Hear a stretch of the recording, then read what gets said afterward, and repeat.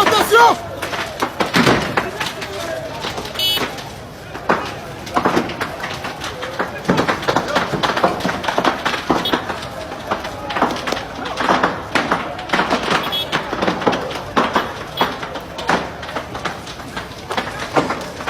Sana bir şey olmaz.